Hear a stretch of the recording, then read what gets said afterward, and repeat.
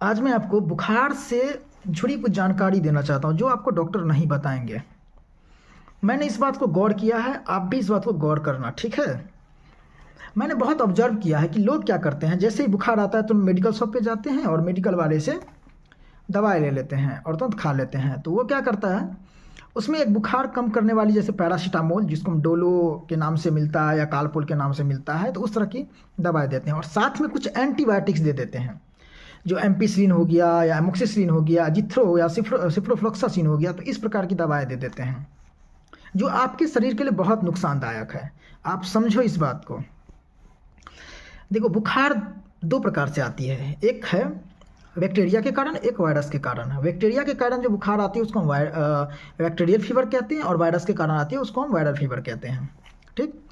तो जब भी हम एंटीबायोटिक्स खाते हैं तो एंटीबायोटिक्स जो है वो बैक्टीरियल फीवर को तो कम कर देती है, ख़त्म कर देती है, लेकिन वायरल फीवर को ख़त्म नहीं कर पाती है, क्योंकि वो वायरस के कारण हुआ है और एंटीबायोटिक्स का वायरस पे कोई भी रोल नहीं है, ठीक। आप बेवजह एंटीबायोटिक्स ले लिए हो, उसका नुकसान आपको क्या होता है कि धीरे धीरे आपके शरीर में वो एंटीबायोटिक्स रेसिस्ट कर जाते हैं। रेसिस्ट करने का मतलब होता है उस एंटीबायोटिक का असर खत्म हो जाती है आपके शरीर पे। और एंटीबायोटिक सीमित है, एक समय ऐसा आएगा कि जब आपको एक्चुअली में, जब आपको सच में ज़रूरत पड़ेगी एंटीबायोटिक्स की, उस समय में आप के शरीर में कोई भी एंटीबायोटिक्स काम नहीं करेगी। फिर आप इस हॉस्पिटल से उस हॉस्पिटल, उस हॉस्पिटल से उस हॉस्पिटल, ऐसे चक्कर लगाते रहना। और बाकी जो एंटीबायोटिक्स है वो बहुत महंगे महंगे हैं। अब छोटी छोटी चीज़ में आपको बहुत महंगे महंगे एंटीबायोटिक्स लगेंगे, ठीक।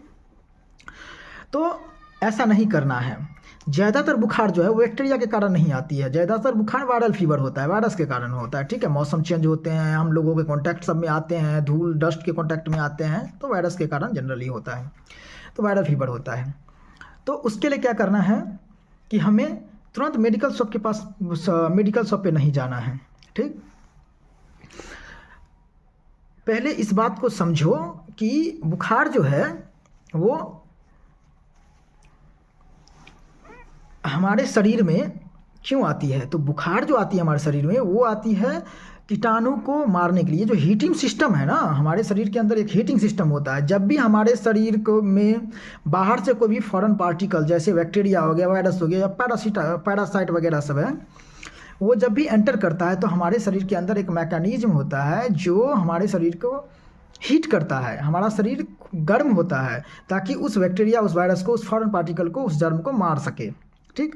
आप क्या करते हो, जैसे ही बुखार लगा तुरंत टैबलेट खा लेते हो, जिससे क्या होता है, बुखार सप्रेस हो जाती है और वो कीटाणु जो है आपके शरीर में जिंदा ही रह जाता है। आपको बुखार नहीं आ रहा, आपको लग रहा है नॉर्मल है, सब कुछ नॉर्मल हो गया, ऐसा नहीं है। वो धीरे धीरे आपके शरीर में आपके अंग को नुकसान पहुंचाते जाता है और एक समय आता है जब आपको पता चलता है कि कुछ बड़ा समस्या हो गई है। और ये तभी हुई होती है जब आपको बुखार आया होता है और उसमें आप सप्रेस कर दिए होते हो और तब तो वो अपना आराम से काम कर रहा होता है बैक्टीरिया अपने शरीर में। तो ऐसा नहीं करना है। जब भी बुखार आए तो बुखार के बाद 24 घंटे तक हमको कोई भी दवा नहीं लेना है, बस ORS पीना है, ठीक।